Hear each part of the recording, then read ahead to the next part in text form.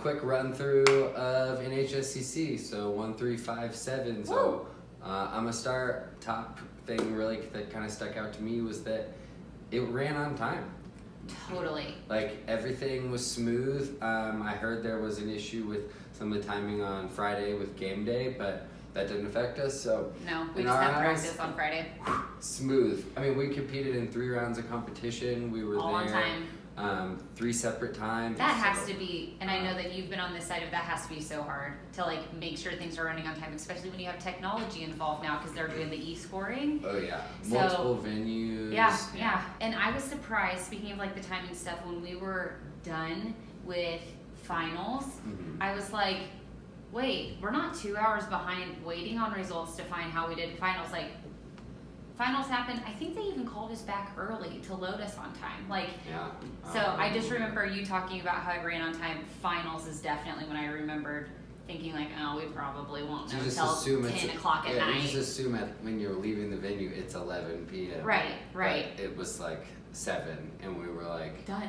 We were like, oh, we can, like, the block party hasn't even started yet. That was it. Usually when we get out of there, the block party has already we're like 2 hours in, and we're like, all right, kids, we're gonna go for the last hour of the block party. See if they let us on a ride. But we're like, okay, I guess if you guys want to like grab something to eat and like change and hang out. Yeah, it was celebrate. That was nice to not have to rush to the block party with them.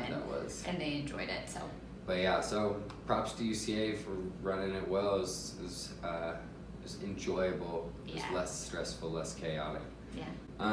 Over to you. 3. So my 3 is the cheer floors were so ugly. Cheer paraphernalia all over the floor, and I'm just like, ugh.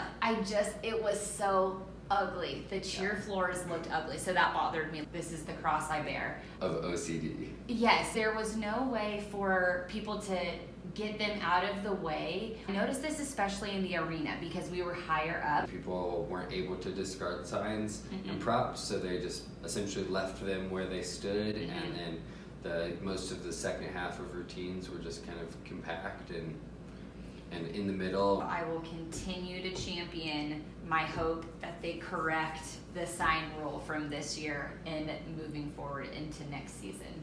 Papa bless. Okay, number 5. 5. We walked about 100,000 steps from Thursday to Tuesday. No, we didn't. Yeah, and most of the time, God, we were either holding or pushing a baby doing that. So, yeah. So boom. I know. Good job. Good job. So, I mean, part of that is attributed to we were in movies, so it's a little more of a hustle if you got to walk, but it's like. It wasn't as bad as I thought it was going to be. No, when we were told we were in movies, I was like, oh crap, but it wasn't that bad. And I told you, I was like, as long as we're not on that far side, which we weren't either, we're smack in the middle, so it didn't matter. Yeah, it's perfect. But you walk across music that takes 10 seconds, and you're right there at Celebrity Hall. So, but that I think contributed to it. Just a few more walks, especially going over to the football field a few times over in sports, and then the parks, of course. And so got our walking in, and my calves are feeling the burn now that we're back. Yeah, for sure. And back to you with the 7. Okay, so in episode 3 of the Mark Thru podcast, we discussed music and how it's always nice at college nationals and high school nationals to show up at the music table and you're greeted by the lovely face of Melanie Radich, and part of that is just home for me. We showed up at the music table and Melanie Radich was not there. Yeah. And I was like,